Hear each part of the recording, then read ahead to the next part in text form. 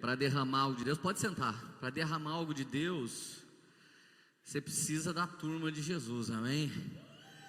Jesus normalmente, ele usa um quando não tem nenhum, mas quando tem um punhado ele usa todo mundo, amém? E com a visão profética que Deus me deu, eu sei porque que o Daniel fez todo mundo dançar aqui hoje. Eu tenho uma revelação para isso, por isso que eu subi. Queria que você olhasse para o seu vizinho e falasse assim para ele: sabe por que você está aqui hoje? Alguns vieram aqui, eu vim ouvir a Deus. Outros, eu vim ver, vai ter uma ordenação hoje. Outros, eu vim. De verdade, você veio aqui porque você dançou, meu filho. Tudo que você imagina ter vindo fazer aqui, eu tenho certeza que Jesus vai te surpreender. E no final você vai descobrir que não era bem o que você estava pensando. Aleluia. Aí você me pergunta: Leandro, o que você está falando? Não sei, se eu soubesse, Deus já teria feito. Eu não vivo por experiência, por feeling, mas como os coatitas, na divisão dos sacerdotes, eram os homens que carregavam a presença de Deus. Gersonitas e meraritas cuidavam de criar um ambiente, de criar o lugar, de colocar os utensílios no lugar. Mas quando eles precisavam que o Senhor viesse, então eles chamavam os coatitas. Esses homens, eles se consagravam todo o tempo, full time, para colocar a arca no ombro e carregar a arca. Todo mundo sabia de uma coisa: se os coatitas chegarem, o Senhor vai chegar. Daí a turma falava: e daí? E daí que a gente não sabe. A gente não sabe porque quando existe carne morta e o Senhor chega, Ele põe fogo na carne morta e consome o holocausto. Mas quando tem pecado e o Senhor chega, o Senhor fulmina. Mas quando tem os inimigos se levantando, o Senhor chega, eles têm que bater em retirada. Então nunca, quando você tem uma dependência e é amante da presença do Senhor, você nunca pode saber o que Jesus está com vontade de fazer. Eu sou pastor há muitos anos e vários dias como evangélico no módulo automático. Eu cheguei na porta da igreja, coloquei o dedo embaixo do nariz e pensei: hoje eu sinto que Deus vai fazer isso. Mas até que um dia eu comecei a buscar o novo de Deus, o vinho novo de Deus.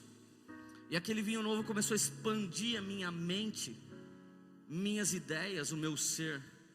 Eu posso ainda estar guardado na embalagem de um cara de 36 anos, mas muitas vezes a minha mente não condiz com o meu visual. Muitas vezes as minhas responsabilidades, elas não falam só de ser marido, só de ser pai, ser filho, gestor de um ministério ou alguém que está anunciando Cristo nas nações. Mas muitas vezes eu tenho medo e eu digo: Deus, eu sou alguém que nunca imaginei participar de algo tão grandioso, mas o Senhor, pela sua misericórdia, me escolheu para fazer parte disso. Então Deus, eu preciso que você diga exatamente o que o Senhor quer. Espírito Santo, eu preciso ser inspirado exatamente onde o Senhor deseja. Então nessa noite, quando todo mundo começou a dançar,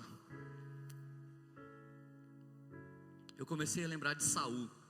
Ele era só um jovem playboy. Ele era playboy porque nessa época a sua família estava vivendo bem. Playboy, que eu digo, é um jovem que não precisa trabalhar. Então de repente, um dono de uma fazenda, se tem uma coisa que ele precisa ter para sobreviver hoje, é uma caminhonete. Se você não tem uma caminhonete, você não tem uma fazenda. Porque com a caminhonete você compra coisas para abastecer a fazenda. Com a caminhonete você põe um boizinho ali, põe uma vaquinha, vai vender, faz um rolo da mula com jegue.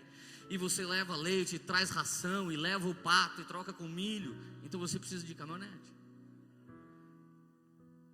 Mas imagina que alguém rouba a caminhonete da sua família que é fazendeiro. Irmão, sem caminhonete não tem fazenda. Leandro, mas e se for charrete? Beleza. Mas sem charrete, sem caminhonete, sem alguma coisa que vai puxar alguma coisa para levar tralha, você não tem fazenda. Então o pai de Saul disse: filho, acorda, larga esse fifo aí, vem cá. As jumentas sumiram, vai atrás dessas jumentas e traga as jumentas de volta, porque sem essas jumentas não existe mais economia no nosso lar. Eu sou o 13º cabeleireiro de uma família de 18 agora. E se sumisse nossas tesouras, a gente não ia comer. Então de repente Saul sai desesperado com o servo dele, e ele anda para lá e para cá atrás das jumentas, vira o jumento por aí, põe no Facebook, procura os jumentos lá de casa, põe no Instagram, procura o seu jumento, recompensa 1 quilo de erva, chimarrão, recompensa 1 litro de leite para sempre o resto da vida. Alguma recompensa eles iam dar, cara. Então de repente, cansado de procurar, o servo, Saul olha para o servo dele e diz: cara, vamos embora daqui. Ele disse: ainda não. Eu conheço um homem nessa cidade, e todas as coisas que estão ocultas para os homens ele sabe, porque ele é um profeta. Deus fala com ele. Vamos até lá. E o princípio que o Vande acabou de ministrar é um princípio de honra. A diferença de um evangélico para um judeu é que evangélico faz cálculo para dar 10%, e judeu entende que tudo que Deus deu para ele é de Deus. Então Saul olha para ele e fala: mas eu não tenho mais nada para ir até o profeta. Mas para quê? Porque a adoração sela algo, ela consolida algo. Eu não tenho mais nada aqui. O servo dele enfia a mão no bolso e fala: eu tenho 3 gramas de prata, que hoje daria aproximadamente 13,80. 13,80. Então tá bom, vamos lá. Quando chegaram lá, Samuel olha para Saul: ó o rei de Israel está aí. E o que ele foi fazer lá? Repete comigo: foi atrás da sua necessidade. Se você pensava que veio aqui ver o Maciel ser ordenado, o Vandinho vai ser pastor, se você veio ver a Jaque, se você veio ver, desculpa, isso era só uma pegadinha da parte de Deus para te atrair neste lugar. Aqui é um ambiente profético, meu amigo. Aqui não é uma igreja evangélica, transgélica, frangélica. Aqui é um ambiente profético, onde a igreja não é esse lugar, mas a congregação que queima em adoração pelo Rei dos Reis e Senhor dos Senhores. E aonde o Espírito de Deus está, existe liberdade, é um ambiente profético. Então aquele homem saiu atrás das suas jumentinhas, mas voltou para casa como rei de Israel. Um dia eu entrei, maconheiro, drogado, cheirador de cocaína e tudo quanto é caramba de coisa ruim numa igreja. Eu só precisava ficar careta e liberto. O que eu nunca imaginava é que Jesus ia transformar a minha vida. E quando Ele transformou, eu disse: pode salvar agora meu casamento. Minha mulher não estava lá, eu só queria minha mulherzinha, crentinha, evangélica, o nome dela é Érica, evangélica comigo.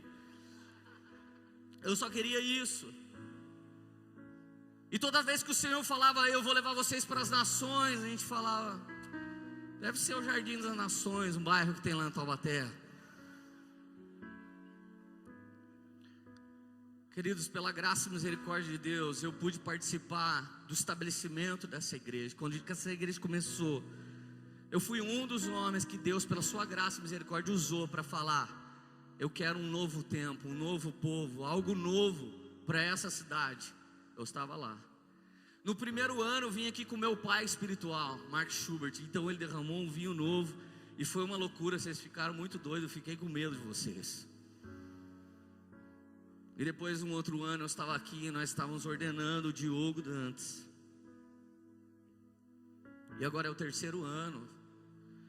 Eu não acho que eu estou aqui por acaso. Se você acha que você veio aqui porque você é legal, eu trouxe vários pastores para ordenar comigo, pastores que nós temos vivido juntos, temos entendido da parte de Deus que nós andamos juntos, mesmo participando de denominações, igrejas locais diferentes.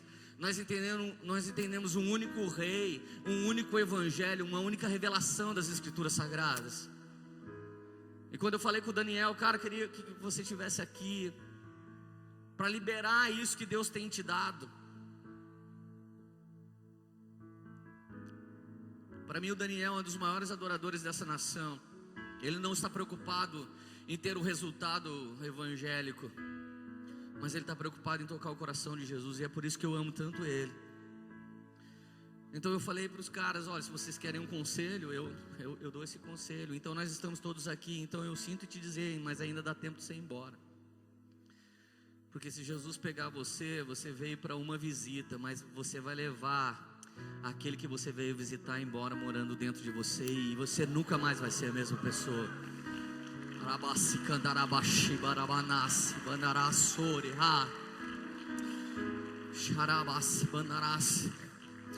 3 anos, fala do 3, e o 3 é um dos maiores mistérios das Escrituras Sagradas. Deus é 3, Ele é Pai, Ele é Filho, Ele é Espírito Santo. Eu sou 3 e você também é. Nós somos corpo, alma, espírito.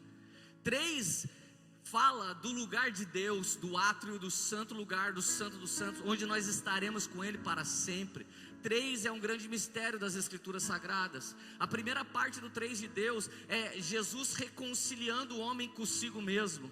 A segunda parte do 3 de Deus, do homem caminhando na terra, é nós respondendo a Ele com santidade, nos separando de outros senhores para nos dedicarmos somente a Ele. Essa é a segunda parte. E a terceira parte é quando Deus pode glorificar alguém. Jesus fala dessa terceira parte: glorifica o teu filho. Eu estou aqui para cumprir o propósito. Querer ou não quero, estou com medo, estou com dor, mas seja feita a sua vontade. Me dá esse cálice que eu vou tomar. Um dia os seus discípulos falaram: podemos viver certas coisas com o Senhor? Isso aí eu não posso dizer. Será que vocês podem beber do mesmo cálice que eu? Nós podemos sim. Ele disse: certamente. Então vocês realmente vão tomar do cálice. E esses jovens que estão sendo chamados hoje, estão sendo chamados para tomar do cálice. Se eu soubesse o quanto eu ia morrer com Cristo, eu jamais teria dito sim, Jesus. Jamais. Enquanto eu era um cabeleireiro, eu era dono da minha vida. Mas a partir do momento que eu disse sim para Jesus, ele se tornou possuidor. Assim como você já viu alguém possuído de demônios, nós fazemos parte da geração que vai ser possuído pelo Espírito Santo de Deus. Você não vai ser dono da sua direção, você não vai ser dono do próximo passo, você vai ser possuído por Deus. Mas falando de 3, é o número da graça, é o número da manifestação da graça. 3 é o dia que Jesus ressuscita. 3 é um tempo em que a igreja do povo viverá nesse terceiro ano o que ela nunca viveu nos 3 anos que passaram. Esse é o decreto profético, é bíblico. Para quem está no 3 está vivendo isso. Querido, e falando de 3, eu quero falar de 3 fogueiras que nós encontramos nas Escrituras Sagradas. Queridos, abra sua Bíblia, por favor, em Eclesiastes capítulo 10. Um homem que busca a Deus, um homem de honra, um homem de oração, um homem que pesquisa as Escrituras Sagradas, um homem que fez parte da escolinha bíblica dominical, que ora, que jejua, se consagra, traz os dízimos, honra as gerações que passaram como homens de Deus, homens que buscam o Espírito Santo, homens que oram diariamente, homens que andam pela rua respeitando as leis de trânsito. São homens santos, separados. O olhar é santo, o linguajar é santo. Às vezes eu estou malhando na academia, um dia um cara me disse: cara, eu fico olhando para você, eu nunca vi você fazendo coisas normais que um cara faz na academia, mas outro dia você agarrou um nóia aqui, você ficou orando com o cara, e eu fiquei com vontade de entrar no meio de vocês. Eu falei: mano, eu estava apaixonado por aqueles que Jesus é apaixonado. Eu estava com meu fone de ouvido, irmão, fazendo perna, e de repente eu comecei, fiz a bobeira de falar assim na academia para Jesus: eu amo o que você ama, eu quero o que você quer, Jesus vem aqui, malha comigo. E aí Jesus falou: que malhe, cara, que malhe, meu. Os exercícios físicos quase que não tem utilidade para nada. É o seguinte, vai entrar alguém por aquela porta, eu sou apaixonado. Eu olhei para a porta e entra um cara, um nóia, e eu fiquei apaixonado nele na hora. Levantei, fui lá, e a hora que eu chego perto dele, eu falei: como que eu vou abraçar ele? Gente, essa é a pior hora da sua vida. Você fica assim: como que eu vou abraçar? Jesus mandou eu abraçar. Então eu chego perto dele, ele olha para mim: ô Leandro. Eu falei: tá louco, por que esses caras me conhecem, velho? Então ele me diz assim: de todos os caras que pararam com a vida que eu estou levando, só conheço 2. De todos os caras. Falei: quem? Você e o seu irmão. Lê, me dá um abraço, cara, ora para mim. Todo mundo que eu conheço que se converteu está indo na Poema agora, por favor me abra. E eu comecei a orar por ele, nós ficamos lá chapados de Deus, dentro da academia. Isso significa que o Espírito Santo não respeita a gente, porque ele não pergunta para você se ele pode te tocar na academia, se ele pode te tocar no trabalho, se ele pode te tocar na praia. Já foi o tempo que a gente fazia coisas religiosas dentro da igreja, mas o tempo chegou que os verdadeiros adoradores adoram o Senhor em espírito e verdade. Onde quer que a gente esteja, Ele estará lá conosco. Nós podemos estabelecer um altar para o Senhor em qualquer lugar que a gente tiver. Agora, querido, depois de ter esse estilo de vida que é incrível, imagine se existisse algo dentro de você que pudesse te derrubar no meio do caminho. Esse Saul que eu te contei foi derrubado no meio do caminho. Ele começou muito bem, mas ele se perdeu por algum problema em sua alma. A Bíblia diz aqui no texto que eu escolhi: qual a mosca morta, Eclesiastes 10 verso 1. Qual a mosca morta faz o unguento do perfumador exalar mau cheiro, assim é para a sabedoria um pouco de estultícia. O coração do sábio se inclina para o lado direito, do estulto para o lado esquerdo. Gente, imagina que esse Red Bull aqui fosse um unguento do perfumista, ou seja, a parte elementar do perfume. Então o unguento ficou aberto e ele é maravilhoso. É aquele francês que você paga uma nota preta no free shop, e se tentar comprar aqui é 8 nota preta. Então fica o unguento aqui, lá da Givenchy, lá da Dior, lá do CK1, B, Sex 212, qual você escolher. O unguento está lá, é um perfume nobre. De repente, uma mosca, puff.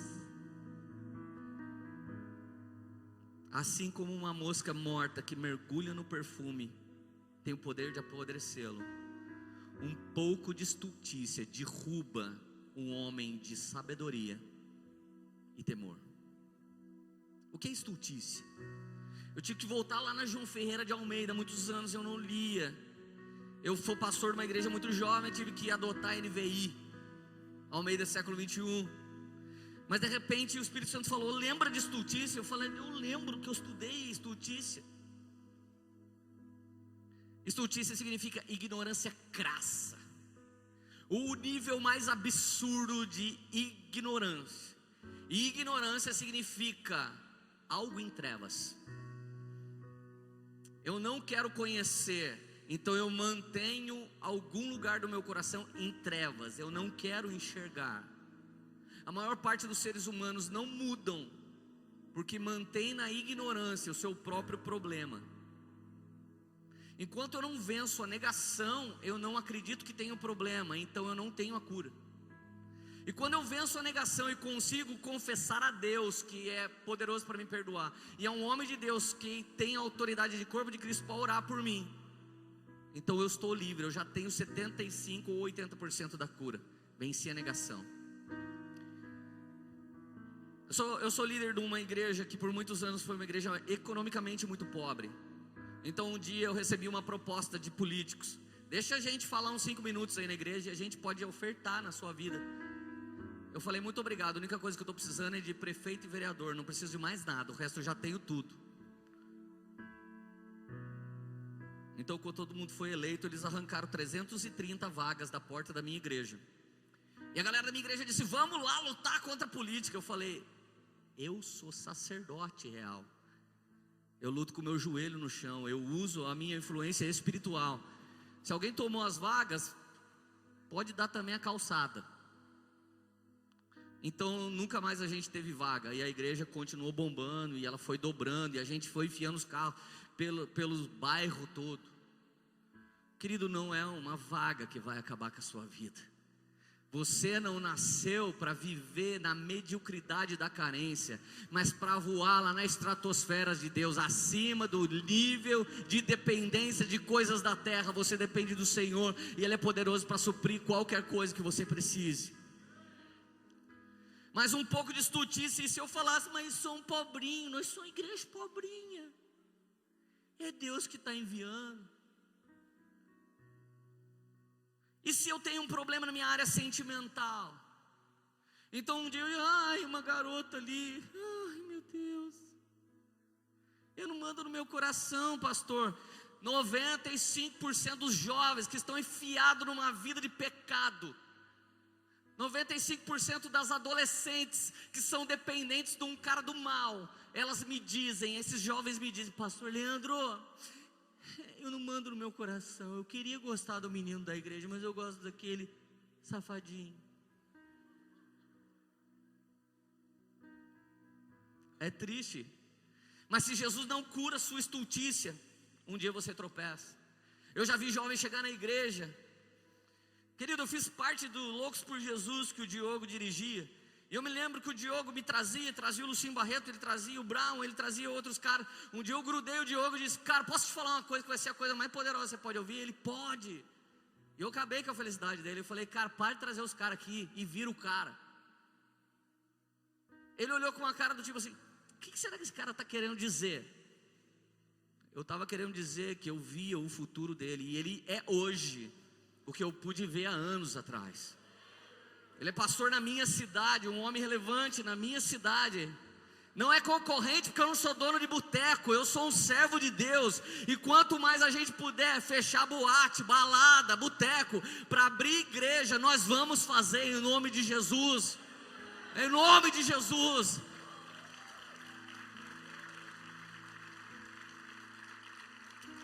Queridos, eu queria dizer isso para ele. Eu queria dizer: cara, você é um homem de Deus, se torna essa referência. Às vezes alguém chega: olha, você pode ajudar eu a educar meu filho? Fala para ele de tatuagem, fala para ele de piercing. Aí eu devolvo para os pais: fala você, quem dá educação é pai e mãe, não é líder espiritual. Pelo amor, eu devolvo.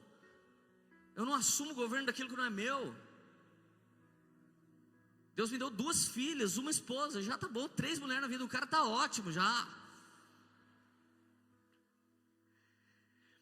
Mas se uma mosca dessa me pega, eu posso colocar a perder minha esposa, minhas filhas, e depois que eu perco isso, meu ministério.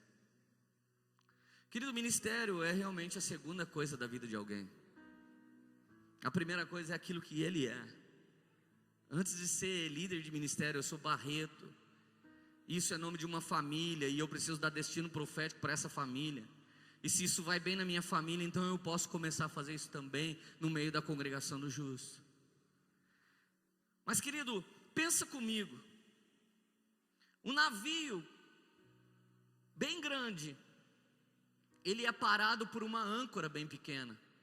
Um navio bem grande é guiado por um leme bem pequeno.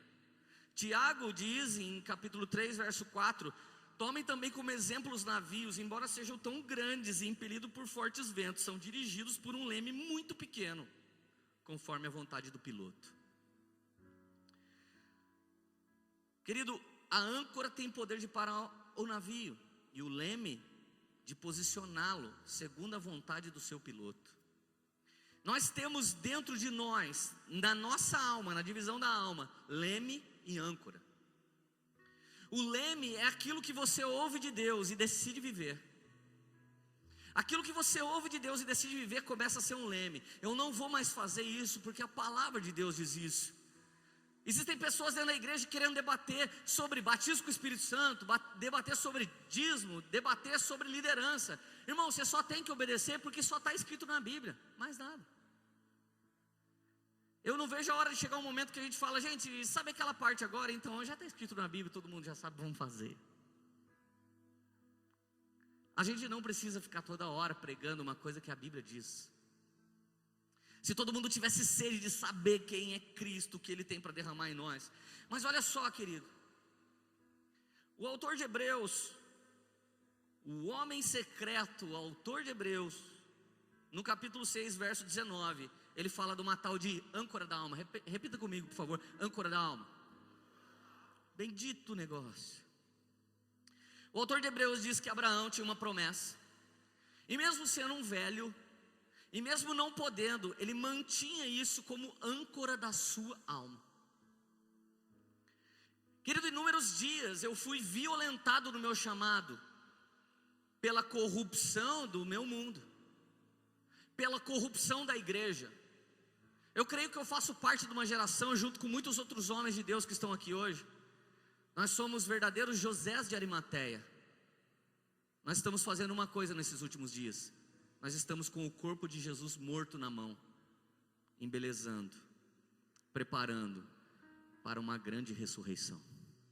Eu estou falando de uma igreja evangélica destruída por heresias, destruída por pecados, por mentira e por apostasia. Mas existe uma geração santa esparramada em todo esse Brasil, de verdadeiros José de Arimateia. Enquanto os próprios apóstolos fugiram, enquanto os grandes nomes fugiram, cara, que medo, como que nós vamos fazer agora? Está vendo esse pensamento? Só da montanha, só do chu e não vou estudar? Não tem autoridade com ninguém. Para de pensar que sua vida só tem a dimensão espiritual. Você come, você bebe, você precisa viver em 3D. Ele é Senhor no céu, na terra e debaixo da terra. Em 3 dimensões Ele é Senhor. Você tem que ser um vencedor em 3 dimensões. Um homem que vive com o corpo sadio, porque é templo do Espírito Santo. Alguém que está aqui hoje, mais uma vez, sendo desafiado na alma, para ser salvo mais uma vez. Mas no seu espírito você já é salvo, porque você já confiou e confessou em Jesus Cristo um dia. Então você vê 3 coisas diferentes acontecendo dentro de você mesmo. E eu quero continuar no mistério dos 3. Queridos, o autor de Hebreus, ele fala da âncora. E o que significa âncora? Ela ajuda a entender um próprio texto do autor de Hebreus, lá pelo capítulo 4, verso 15, 16, 17. Temos a confiança de nos aproximarmos do Senhor e chegarmos diante do trono da graça de Deus, a fim de alcançar dele graça e misericórdia. Mas você é pecador, o Vande acabou de falar, eu sou um pecador, também sou, todo mundo aqui é. Como é que você entra na presença de Deus, se deu uma tropicada essa semana? Como você faz, Leandro? Como você faz, irmão? Vocês que são pastores aí, como é que vocês fazem? Quando dá uma tropicada na semana, o que faz? Você faz assim. Quando Isaac estava velho, chega Jacó para enganá-lo. Papai, ele disse, quem é? Esaú.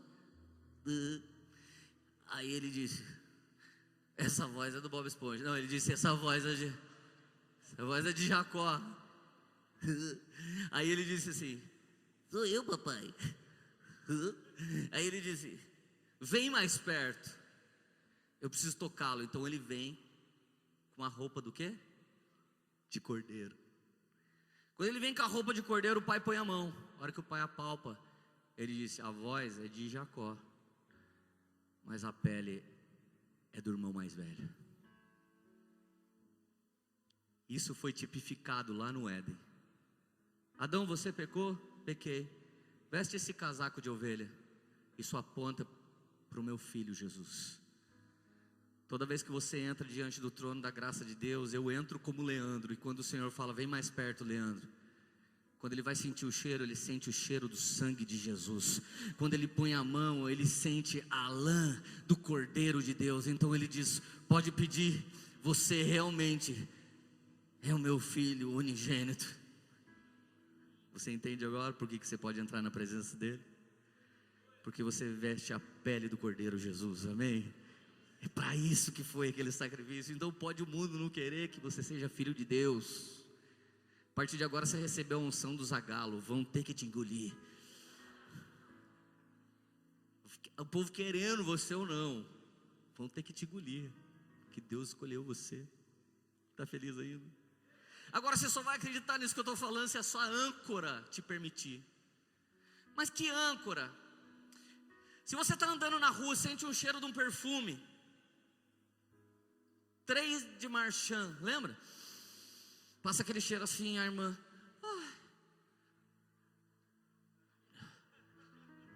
aconteceu, irmã? Ai, o principado do cheiro passou por aqui. Imagina, você entra lá no Magazine Luiza, a hora que você vai escolher uma roupinha, toca uma música, faz você lembrar dela. Nada mal, curtida ração nada mal. Aí você lembra de você lá no Batuba, lá na Caraguaca, aquela farofa Você com aquele fuscão, aberto as portas, com aquele somzão para fora, as cornetas. Você dançando em cima do capô, pensando que era líder do Olodum. Então aquela jovem olha você, você olha para ela, então aquela música te remete àquela menina. Então você está dentro do Magazine Luiza, vai comprar uma roupa, começa a tocar música, você já fecha o zoinho. No Magazine Luiza não vende roupa, né? Você está lá em outro lugar. Então você está comprando uma roupa, toca aquela música, então você está pegando um pijama, daí você fecha o olho. Ai, saudade dela. Tem dia que alguém fala de uma cidade para você: Leandro, isso não acontece comigo. Então você está doente, meu filho, você precisa do psiquiatra. Porque a Bíblia diz que quando Satanás chegou na reunião do céu, ele chegou querendo zoar já. Estou andando pela terra, eu criei o funk, não, zoeira. Eu criei não sei o quê, eu estou acabando com as novinhas. E aí o Senhor falou: Satanás, você tem andado aonde? Daí ele: eu estou acabando com tudo. Aonde você tem andado? Na terra. A hora que ele vai falar o que ele está fazendo, Deus fala assim: você falou terra? Falei, mas eu vim roubar, matar isso. Eu já vou escrever isso em João. Fica calmo. É o seguinte: o que você está falando? Você falou terra? Terra. A âncora do coração de Deus ligou ele e fez ele lembrar de quem? Satanás, fala uma coisa para mim. Estava na terra. Como que está meu amigo, o meu servo Jó? O Senhor tem âncoras do coração dele ligado em algum lugar. Foi dito aqui: ele procura adoradores, verdadeiros adoradores. O coração de Deus está atrás disso. E se ele está procurando verdadeiros adoradores, deve existir os falsos. Ele está procurando. Querido, e quando eu e você temos uma âncora ligada na horizontal, na diagonal, para baixo, e não temos ela no céu, essa âncora vai nos levar para algum lugar. Eu quero que você pense comigo na vida de um dos caras mais frenéticos que caminhou com Jesus. Pensa num cara chamado Pedro. Pedro, a milhão, toda hora com Deus. Abandona esse barco agora, joga suas redes, farei de vocês pescadores de homens. Demorou. Já saiu andando. Pedro, mas você não vai dar tchau para o pai? Saiu andando. Queridos, Pedro era tão frenético. Tudo que Jesus ia fazer, ele queria estar junto. Acompanhava Jesus de longe. Enquanto todo mundo estava com medo do fantasma, ele disse: se for tu, Jesus, fala que eu posso sair do barco. Então vem Pedro, então ele já sai andando. Daqui a pouco ele afunda, e todo mundo fala mal dele porque ele afundou. E pior, os outros que ficaram com medo, nunca tiveram coragem de sair do barco. Pedro era tão frenético que é um dos poucos caras que você vê ele levar a sogra para ser curado. O cara era tão de Deus que ele envolvia todo mundo. Sogra, você não vai morrer não. Nome de Jesus, vem aqui sogra, Jesus vai curar você. Chega no lava-pés, Judas lá pianinho, quietinho, lavando o pezinho. Passa aí, Jesus, um creme aí agora no meu pé, anticutícula, alguma coisa. Chega na vez de Pedro, Pedro tira o pé: Jesus, faz isso não. Não faz isso não, Jesus, eu tinha que lavar você, não você me lavar. Pedro, se eu não te lavar, você não tem parte comigo. Sério? Então lava também minha cabeça. Pedro, é só o pé, Pedro. Calma. Pensa num cara que não ia cair. Lembra agora do seu liderado, aquele cara mais firmeza. Estou com você em todas, eu estou com você em todas. Eu estou com você em todas, eu te honro, eu te amo. Eu tive um liderado que ele me honrou, ele me honra até hoje, me honrou muito, muito, muito, muito. Mas de repente ele e minha irmã namoraram e eles tiveram um filho antes de casar. Imagina como ficou o coração desse cara. Pouca gente sabe, mas um dia ele ouviu sobre honra na igreja. Então ele parou o carro na segunda-feira, 6:30 da manhã, na porta da minha casa, e disse: a partir de hoje eu vou levar a Lilian na escola, para vocês dormirem até mais tarde. Eu quero honrar vocês, eu quero usar meu carro, minha gasolina para fazer isso. O primeiro cara a semear 20 mil reais na nossa igreja não sabia o que era oferta ainda, e ele semeou 20 mil para comprar o som, meu cunhado. Mas de repente um dia, a minha irmã engravida. Então o que ele pensou agora? Cara, Eu amava o Lê, eu ia casar com a irmã dele. Então de repente o meu pai chama ele numa santa ceia, 3 semanas depois dele saber que ela estava grávida. Sobe aqui em cima, e ele subiu. Filho, você me ama? Eu amo, pastor José. Então apacenta a igreja comigo. Seu pai era pastor, mas ele faleceu. Eu sou um pastor e quero continuar dando destino para você, o mesmo que seu pai ia dar. Você vai ser um pastor junto com a gente um dia, em nome de Jesus. Mas eu sei que ele não queria fazer algo assim. Mas Pedro agora, Jesus começava a falar: convém que eu morra. Não vai morrer não, só se for por cima do meu cadáver. Eu vou entregar o meu corpo para ser crucificado em favor de você. Não, Senhor. Eu mato todo mundo aqui, mas ninguém põe a mão no Senhor. Só se eu morrer primeiro. Pensa num homem que tinha sua vida na obra. E de repente, aquele homem almático, aquele homem desequilibrado emocionalmente, porque ele era frenético.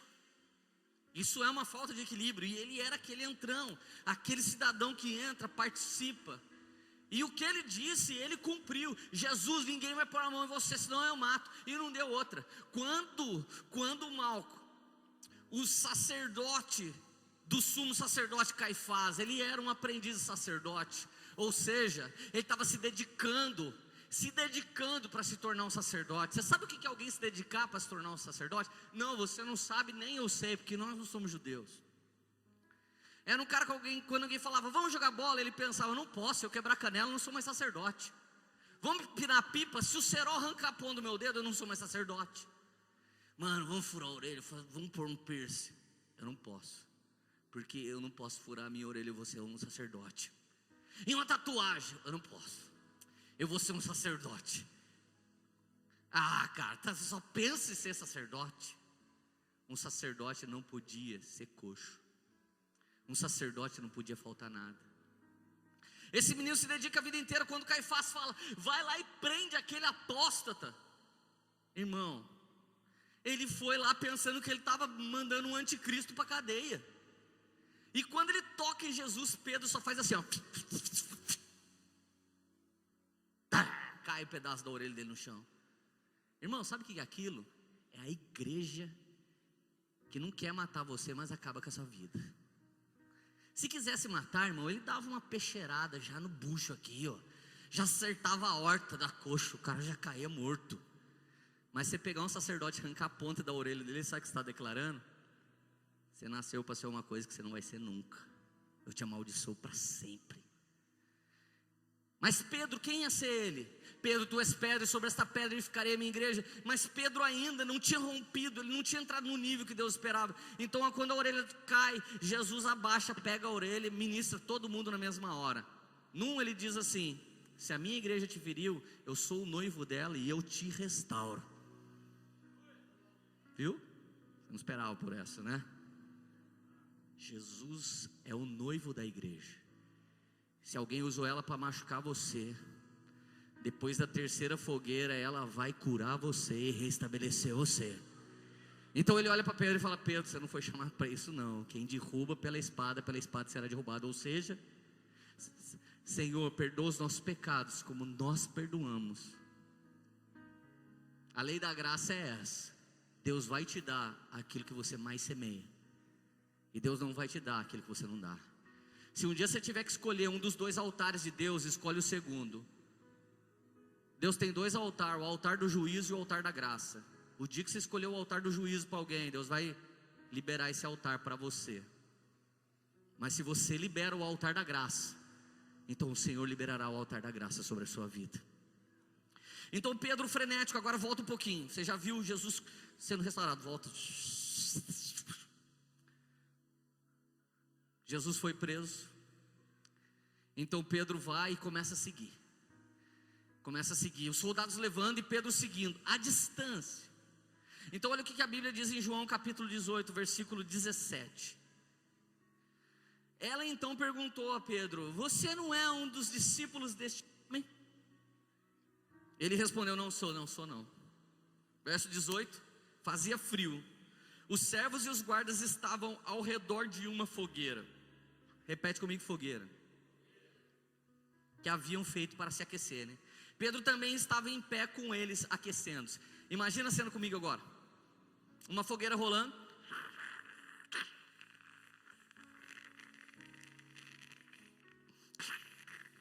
Pedro se aquecendo. Uma mulher olha: ei, você não é um deles? Ele: não, senhora, está amarrado.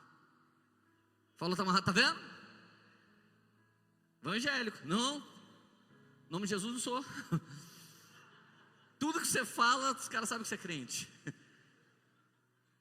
O que você diz te condena. Ele: está de zoeira, né? Ele inventou alguma coisa. Não, fala sério, maluca, loucona. Não sabe mais nem falar gíria. Mas aonde ele estava mesmo quando ele nega a primeira vez? Na frente do quê? Da onde, gente? Versículo 25 agora, do mesmo capítulo. Enquanto Simão estava se aquecendo, ou seja, ele estava ainda na frente da fogueira, perguntaram: você é um dos discípulos dele, não é? Ele negou, dizendo: não sou. Verso 26. Um dos servos do sumo sacerdote, parente do homem cuja orelha Pedro cortara, insistiu. Imagina agora. Já tinha negado 2 vezes, agora chega um parente da treta. Repete comigo: parente da treta.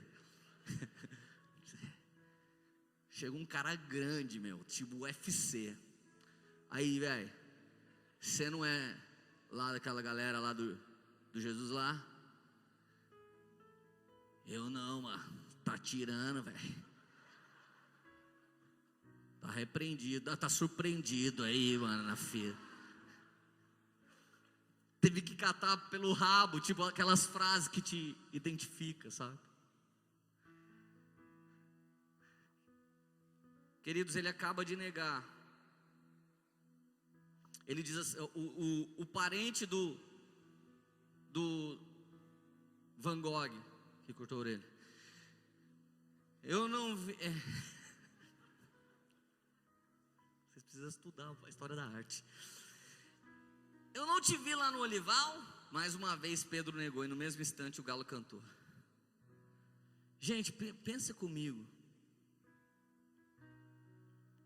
O cara mais frenético de Deus, dos apóstolos, o cara que se despontava. João é aquele que se autodenomina o amado. João é meio aquele convencido. Quando ele vai falar dele, ele fala: o apóstolo que o Senhor amava. Imagina se eu chegasse aqui essa noite: oi, eu sou Leandro Barreto, o apóstolo que o Senhor ama aqui no Vale. De todo o Vale do Paraíba, Ele me ama. Você ia falar: nossa, cara, vamos embora. E muita gente gosta de João. Olha para você ver como que é o nosso coração. João que se denominava assim. Mas Pedro não era esse papo de amor, assim, esse amor meloso de João. Eu não sou desse, mano. Com nós é treta, é papo reto. Mexeu com Jesus, eu já falei, agora é sério, mexeu com Jesus, vai parar no cemitério. Era assim que ele fazia. Já resolvia na hora. 3 vezes na frente da fogueira, ele nega. Ele nega. E aí ele funda aquela frase: tá nervoso, vai pescar. Ele larga tudo e vai pescar. Então Pedro agora vai embora, vai pescar.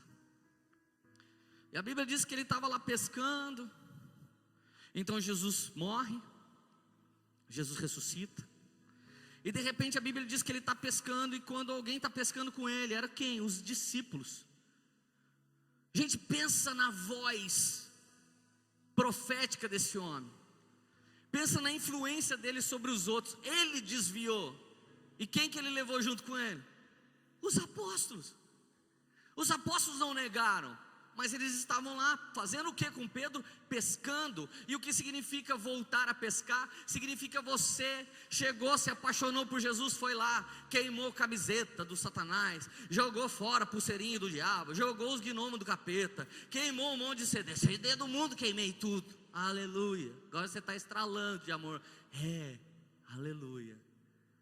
Daqui 6 meses você dá uma pisada na bola, começa a baixar de novo. Assinei o Spotify. Agora vou escutar aquelas músicas.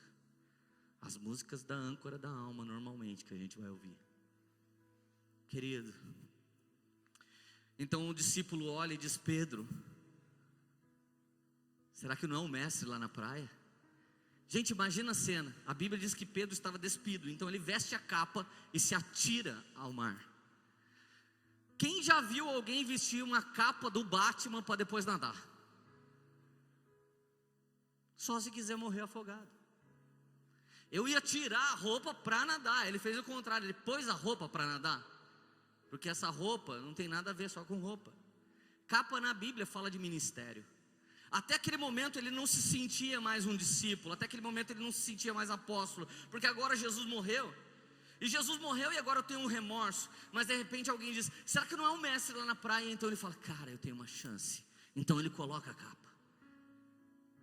Quando Eliseu sai com a capa de Elias, então ele vira o profeta Eliseu. Capa fala de ministério, de cobertura ministerial, de sacerdócio. Agora você tem vestes sacerdotais agora, como a paternidade que te liberou. Então ele põe e mergulha ali no oceano do Espírito e sai lá na praia. E a Bíblia diz, em João, lá para o capítulo 21, que quando eles chegam na praia, Jesus está lá, assando pães e peixes. Repete comigo, essa é a segunda fogueira. Naquele tempo não tinha churrasqueira, nem a gás, nem a carvão, nem micro-ondas. Se Jesus estava assando peixe na praia, como ele estava assando? Uma fogueira.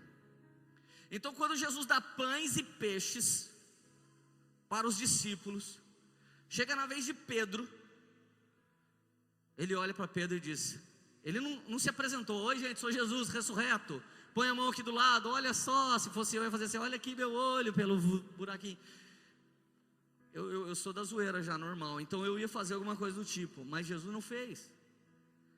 Jesus dá mãe, Pedro, comeu, tipo, se fortaleça, come da natureza de Cristo, pão e peixe, se fortaleça.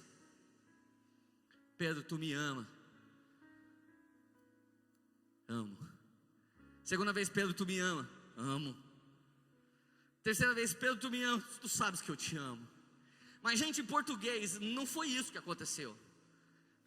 A gente precisa estudar um pouco do texto original. E o texto original é que Jesus não ia morrer na cabeça de Pedro. Era Pedro que ia dar a vida por Jesus. Mas Jesus veio para dar a vida por todos os homens. Quase todo mundo que Deus vai levantar pensa que Deus quer alguma coisa que Ele tem. Mas na verdade, tudo que Deus quer de você, Ele já tem. Ele já tem tudo na mão. O dom é dele, a igreja é dele, a manifestação do Espírito Santo é dele. Tudo que Ele espera que você faça é tudo dele. A revelação das Escrituras. Uma única coisa que Deus chamou todo mundo para fazer que está aqui é: vocês serão minhas testemunhas. Ou seja, você vai pregar, o povo vai se converter. Foi você que ganhou ou não? Você vai ser testemunha. A palavra de Deus converte. Você vai orar por um enfermo, ele vai ser curado. Então foi você que curou? Não, porque a oração de um justo pode muito seus defeitos. E quem que curou? Quem curou foi Jesus. Então você vai ser testemunha da cura de Jesus. Tudo que nós podemos fazer é ser testemunha daquilo que Jesus faz. Não sobra nada para a gente se vangloriar. Isso é maravilhoso, isso é maravilhoso, maravilhoso. Pedro, tu me amas? Amo. Agora vamos para o grego. Pedro, tu me ágape? Eu te filéu. Pedro, tu me agapão? Eu te filéu. Pedro, tu me filéu? Você sabe que eu te filéu, Jesus. Tradução literal para português. Pedro, você me ama a ponto de dar a sua vida por mim? Não, Jesus, você sabe que eu te amo como amigo. Pedro, você daria a sua vida em troca da minha? Não, Jesus, eu só sou um amigo. Pedro, você é meu amigo? Sim, Jesus, você sabe que eu sou seu amigo. Nessa hora o Senhor estabiliza na segunda fogueira a verdade a respeito de um homem. Não existe algo que Deus tenha te dado ou que você tenha desenvolvido que interessa para Ele mais do que o seu coração. Ah, eu tenho um talento, então multiplica, porque um dia Ele vai cobrar isso. Não venha exibir talentos para Deus, poder para Deus, unção para Deus, porque tudo que você tem é dom de Deus, e dom é dado de graça. O que Ele quer é pressa no relacionamento e não na obra. Ele não quer pressa em multiplicar aquilo que você tem, mas pressa em ser o que você tem que ser nele. Então ele diz: Pedro, sabe que eu sempre quis te dizer o quê? Eu já ia morrer por você e por todo mundo. Mas Pedro, você certamente vai morrer também por mim. Pedro, eu não quero que você seja servo ou meu líder. Eu não quero que você seja escravo ou meu senhor. Eu sou seu salvador, você não é meu salvador. Pedro, agora que você entende que você é meu amigo, um amigo sabe o que o seu amigo gosta. Porque eu não chamo mais vocês de servo, mas eu vos chamo de amigo. Então na segunda fogueira, a primeira fogueira é aquele fogo que o diabo te coloca, e a sua estultícia vai cair pelo seu coração. Irmãos, por muitos anos eu vivi uma vida santa, então Deus me usava. Então alguém pôs essa heresia na minha cabeça: Deus me usa porque eu pago o preço. Então eu saía por aí, Deus me usava um monte. Até que chegou uma hora que todo mundo lá na minha cidade falava: nossa, leva o Lê, ele é um jovem que é muito usado por Deus. E quando alguém vinha confessar pecado para mim, eu não orava, eu não aconselhava, eu falava: você é frouxo e você devia se converter. Eu era um legalista religioso, e de repente tudo que eu persegui, Deus permitiu eu cair, na hora que eu não aguentava mais cair. Então Deus olhou para mim e falou: agora você conhece a minha graça? Conheço. Então agora deixa eu te falar uma coisa, eu vou te usar porque eu te amo, e não é porque você é bom em nada. Minha segunda fogueira foi quando Jesus me restaurou de adultério. Então quando Ele me restaurou, eu voltei pela 6ª vez com a minha esposa. E desde então nunca mais a gente se deixou. Deus restaurou a minha vida. Eu casei 3 vezes com a minha mulher. Não vou casar mais com ela de novo, porque eu não vou mais largar dela. Assim que acontece a segunda fogueira de Pedro, querido. Falta agora uma fogueira. Mas antes de te contar a fogueira, eu quero levar você num paralelo a essa pregação. Satanás fez a primeira fogueira, botou Pedro no meio do fogo, quis ir andar com ele, mas Cristo já estava intercedendo. E agora na segunda fogueira ele foi restaurado com Cristo e restaurado na sua alma. Agora minha pergunta é: a âncora de Pedro estava na sua suficiência. A partir desse momento ela estava na dependência de Deus. A âncora foi equilibrada, foi alinhada. A âncora agora estava no centro da vontade de Deus, e dali ele ia fazer o download de tudo que Deus espera para ele. Agora minha pergunta agora para você: e se Pedro não tivesse respondido ao Senhor? O que aconteceria com ele? Preciso te levar em Gênesis 31 para você saber o que aconteceria se ele não respondesse. Porque nessa noite alguém vai responder ao Senhor e alguém não vai responder, meu filho. E de verdade, como profeta, eu não tenho nada com isso. Eu dou conta da minha vida. Você está diante de Jesus hoje e você precisa responder alguma coisa para Ele: sim ou não. É simples, quente ou frio, os mornos serão vomitados. Ou fecha contrato no sangue de Jesus, ou está sem a cobertura de todas as promessas que a Bíblia te dá. Não podemos ter promessas da palavra sem ter o Deus da palavra. Não temos obra de Deus sem o Deus da obra de Deus. Aleluia, está comigo? Então lá em Gênesis 11, versículo 31 e 32, eu vou falar uma história de um suposto Pedro. Terá tomou seu filho Abrão, seu neto Ló, filho de Arã, e sua nora Sarai, mulher do seu filho Abrão, e juntos partiram de Ur dos caldeus para Canaã. Repete comigo: de Ur para Canaã. De novo, de Ur para Canaã. Aleluia. Mas ao chegarem em Arã, estabeleceram-se ali. Terá viveu 105 anos e morreu em Arã. Gente, Ur, Babilônia. Ur é Babilônia, significa sistema de homens, não reino de Deus. Toda religiosidade que nós falamos mal, que nós tentamos condenar de alguma maneira, fala de Babilônia, sistema onde um homem vai chegar no topo e não o Senhor. Canaã, terra que mana leite e mel, terra que sempre aponta para as coisas maravilhosas de Deus, para a plenitude de Deus, para a glória de Deus. Então um homem chamado Terá, nasceu babilônico, zoeira never ends. Ele teve um filho chamado Abrão, outro filho chamado Naor, outro filho chamado Arã. Mas de repente, eu não sei como, repete comigo: eu não sei como, ele sai de Ur para ir para Canaã. Eu não sei se Deus falou com ele, eu acredito muito que sim, mas a Bíblia não diz. Então ele pega Abrão, Sarai, a esposa de Abrão, e Ló. Lembra do Ló que causa maior confusão na vida de Abrão? Então pega ele também. E quando eles estão indo para onde?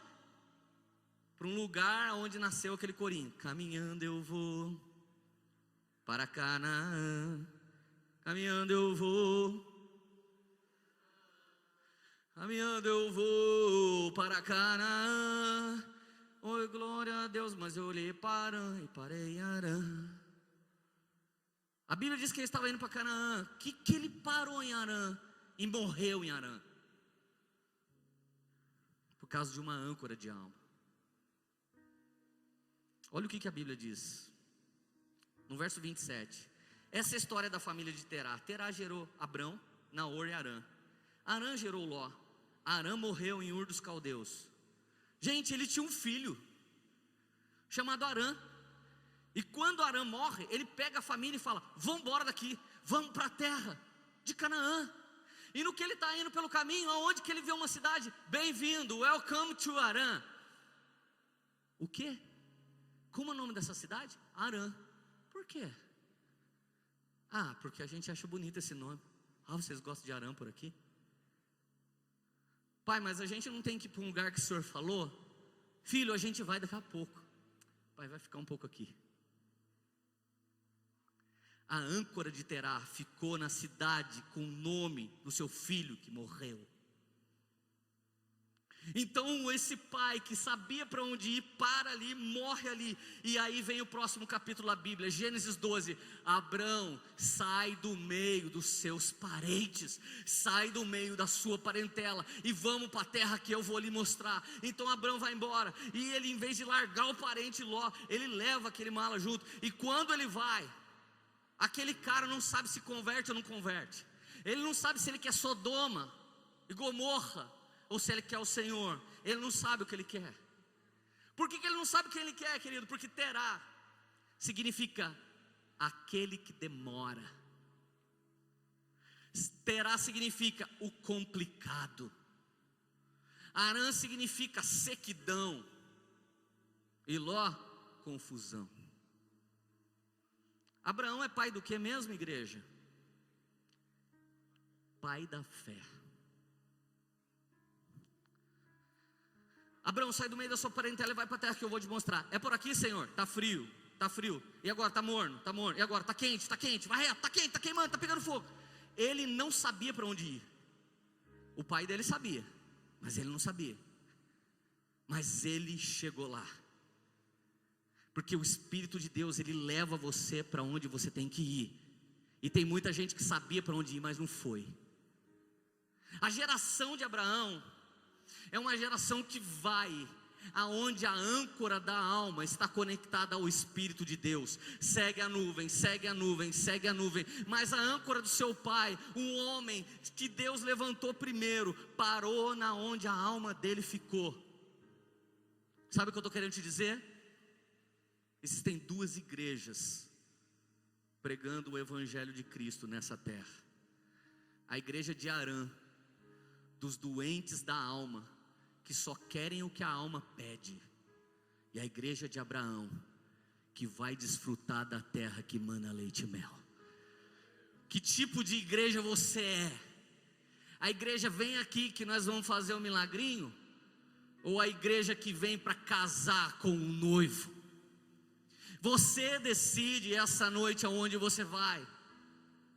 Querido, se Pedro tivesse parado na onde a âncora dele ficou, quando Jesus chegasse: Pedro, toma aqui o peixe. Já, Jesus, me esquece, sabe que eu já te neguei, eu não presto para nada, estou indo nessa, eu te amo, não quero mais, Jesus, me larga, sabe que eu não presto. Quantos aqui já oraram falando isso para Deus? Desculpa aí, meu filho, mas Deus não ouve essa oração. Ou você escolhe: eu não te quero, Jesus. Ou você escolhe: Jesus pode me amar, pode me amar do jeito que eu sou, e à medida que o seu fogo for entrando em mim, eu não vou continuar como eu cheguei. Você está feliz ainda? Se está difícil aí para você, imagina para mim que estou pregando.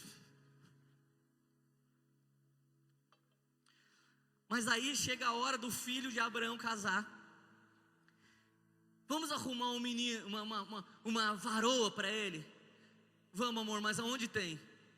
Nossa família espiritual foi rachada. Nossa família espiritual agora é os que estão vivendo o propósito de Deus e os que estão com a sua âncora na alma. Vamos procurar uma Rebeca para esse Isaac? Vamos, aonde tem? Vai lá em Harã. Tem alguma mulher de Deus aí? Então eles acham Rebeca e levam para lá. Aí Isaac, o sorriso, não faz uma, só sorri, significa sorriso. E ela, Rebeca, aquela que laça o potro selvagem. Quando um homem não tem governo, a mulher tem que governar. Então ela vai lá e deslaça. Se Deus diz que o maior vai servir o menor, então vai. Então nós vamos enganar o papai, já que o papai não quer governar, nós vamos dar o cambau e vamos enganar. Então tá bom. Aí dá tudo errado, agora a mãe não vai ver mais o filho. Jacó quer matar, Esaú quer matar Jacó. Então a mamãe fala: Jacó, foge. Onde, mamãe? Harã. O que significa Harã na minha vida e na sua vida? O lugar que o mundo está te esperando. Harã é aqueles números que você tocou no telefone e a hora que você quiser, você só manda um WhatsApp e tem balada de novo. Harã é aquele inbox do seu Facebook. Só dá uma faladinha lá, já tem uma galera te esperando para você desviar. Harã é o que você faz num lugar secreto e não é de Deus. Harã é o esquema que você tem te esperando fora da presença de Deus. Então toda a confusão que acontecia na vida de Abraão, Isaac e Jacó, eles voltavam para onde? Para a bendita e desgraçada, para a desgraçada cidade chamada Harã. Querido, Harã é um porto seguro da sua alma, não do seu espírito. Harã é assim: eu vou terminar esse caso que eu estou aqui, que eu sei que não é de Deus, mas vai que não chega o varão de Deus, eu pego esse mesmo. Vai que eu não acho o caminho de Deus, deixa esse atalho aqui na intoca, que coisa eu volto aqui. Tem muita liderança evangélica que Harã decretou a sentença de morte do seu ministério. Mas graças a Deus nós não somos os Terás, porque Terá não sabe gerar nada além de Harã. E Harã, por consequência, gera um Ló. E Ló não sabe se converte, se não se converte. Se fica em Sodoma, você vai para Canaã. Ele vem aqui e chora com a gente: ô Abraão, você sabe que eu sou da sua linhagem. Sai lá na rua e posta um vídeo: hoje é festa lá no meu apã. Domingo eu volto para a igreja. Abro mãos dos meus sonhos, abro mão da minha vida. Segunda-feira: ô Ló, o que você é, velho? Você é da esquerda ou da direita? Torce pro Corinthians, torce pro Palmeiras? O que você faz da vida, velho? Não sei se eu se converto, pastor, se eu se converto. Eu não sei meu nome às vezes. Eu não sei quem eu sou, se eu sou eu mesmo ou Irene, pastor.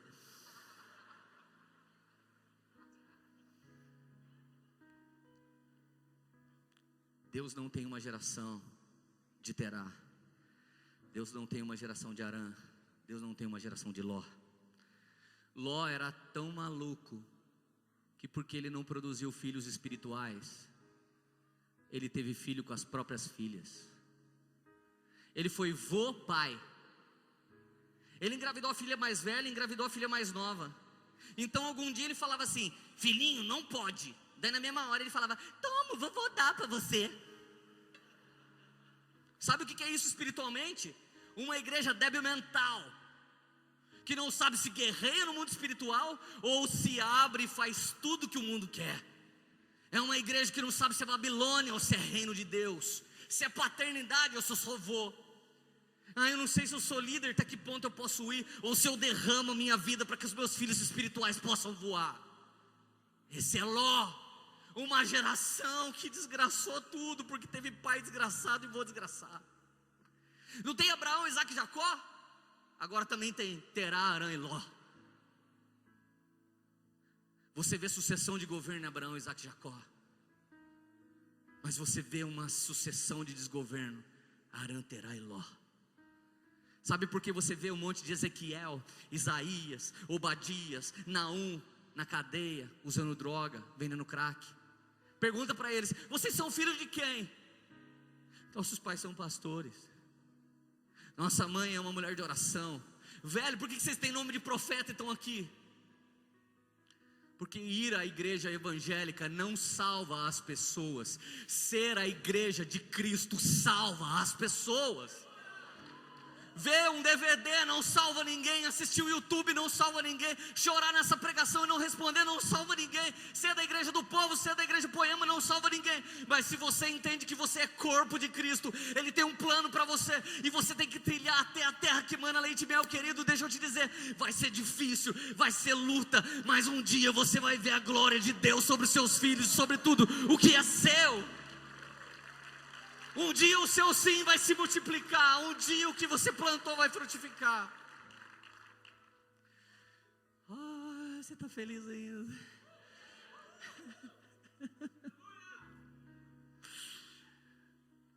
Mas deixa eu terá para lá. Essa história não é nossa. Então a Bíblia diz que Pedro está num lugar como esse. 500 pessoas foram convidadas pelo próprio Jesus ressurreto.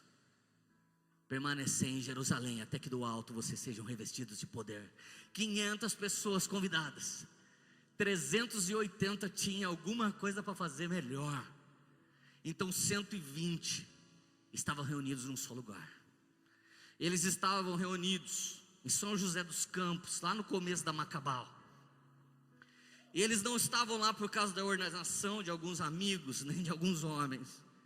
Eles não estavam lá para receber um óleo fresco, que agora eu se tornar um homem de Deus. Eles estavam lá porque o coração deles queimava por uma promessa de Deus que foi dada a todo aquele que crê.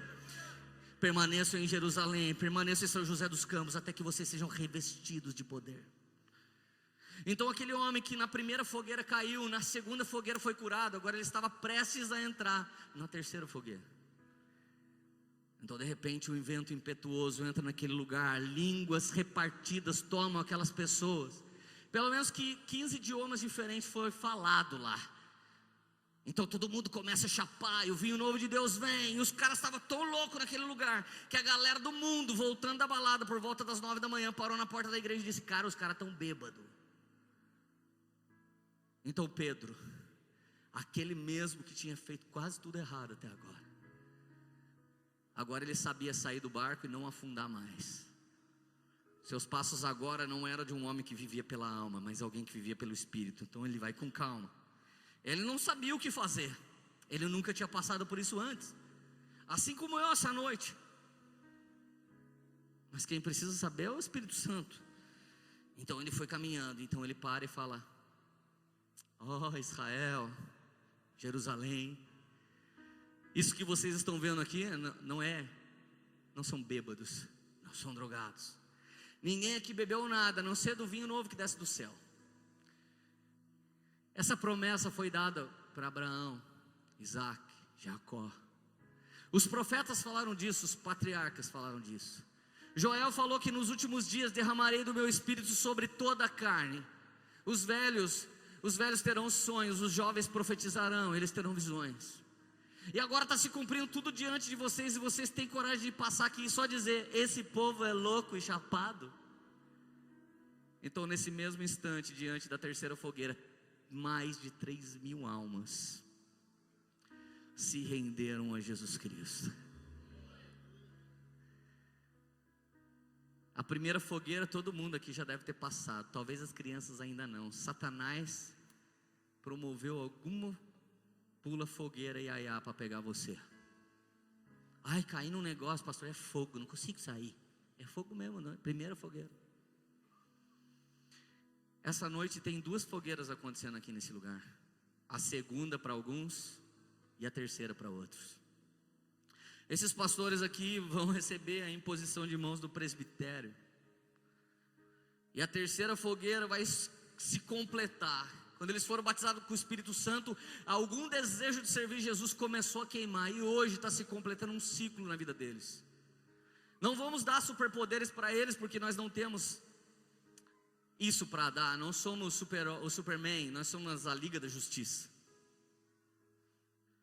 Mas assim que Pedro se levanta ali daquele peixe, Jesus olha para ele e fala: Pedro, tu és pedra, e sobre esta pedra edificarei a minha igreja, e as portas do inferno não poderão prevalecer contra ela. E Pedro, deixa eu te dizer uma coisa, depois que você passou isso, o que você ligar olha a autoridade que ele ganha depois da segunda fogueira. O que você ligar na terra será ligado no céu, e o que você desligar na terra será desligado.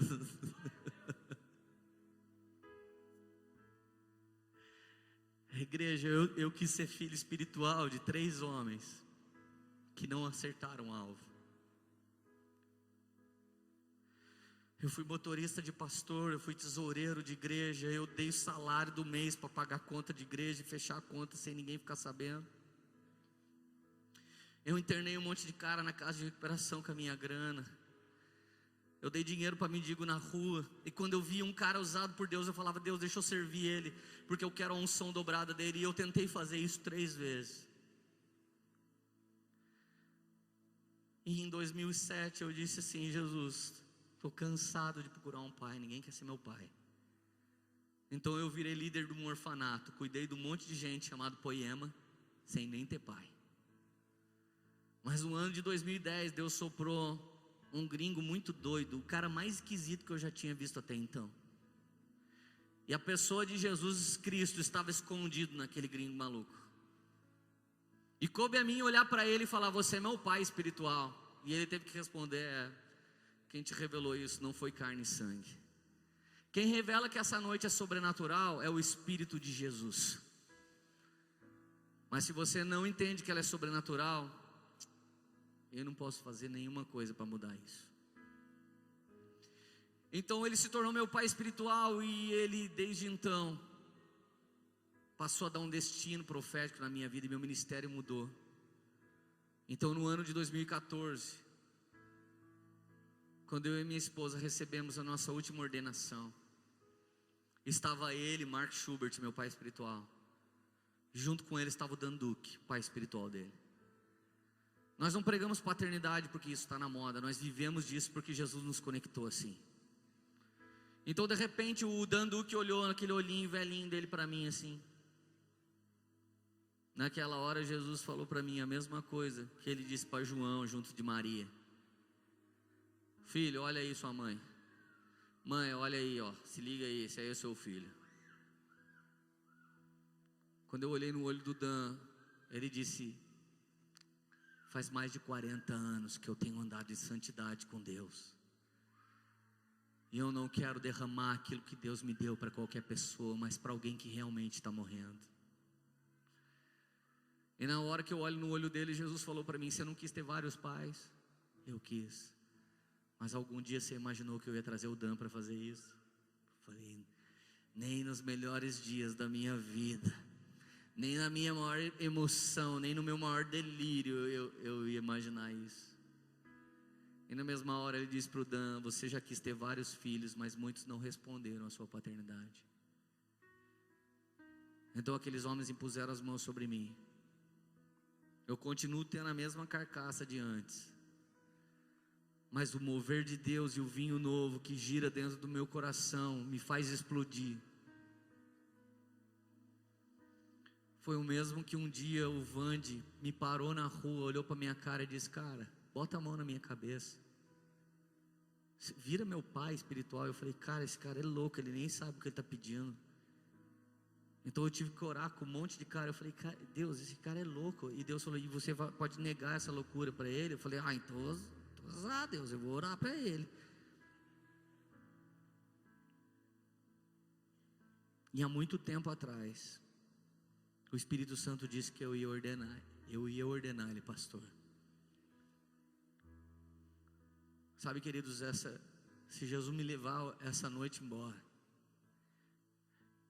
Ele já pode me despedir em paz, porque eu tenho toda a sensação do mundo que todas as coisas que eu tinha para fazer eu já fiz. Talvez eu vou cumprir um bônus se eu ficar por aí. E é tão incrível você saber por antecipação o que Jesus deseja de você. Estar com a igreja do povo desde o primeiro rompimento, no primeiro ano, segundo, terceiro, é participar das 3 fogueiras junto com vocês. Eu quero dizer para os irmãos que estão aqui, o primeiro ano é um tipo de teste, vamos ver se a gente vai lá. O segundo, está dando certo. Mas a partir do terceiro a coisa fica doida, filho. Eu vivo 8 anos de Poema, eu não sei mais o que fazer. O meu barquinho está virando o leme para onde o Espírito Profético diz. A minha âncora não está mais no fundo do oceano, porque eu não quero achar o fundo. Ela subiu até o terceiro céu e está conectado no trono da graça de Deus. E agora Ele pode me levar, como se estivesse empinando uma pipa de baixo para cima. Ele pode guiar o meu barco para onde Ele desejar. E antes de orar por esses homens que vão, a partir de hoje, liderá-los com um espírito profético mais intenso. Eles estão subindo de cargo, Leandro? Não, estão aumentando o tamanho da bacia deles para lavar os seus pés. Quanto mais alguém recebe uma ordenação, maior é a bacia que está na mão dele. Você vai ter que lavar mais pé. Em qualquer lugar, olha, subiu na vida, hein? Foi promovido. Aqui, irmão, a gente desceu mais um degrau. Não existe apóstolo, profeta, mestre, evangelista, pastor, que não seja um homem que vive diaconia, brotando das veias. Eles são prontos para servir todo o tempo. É isso que nós somos.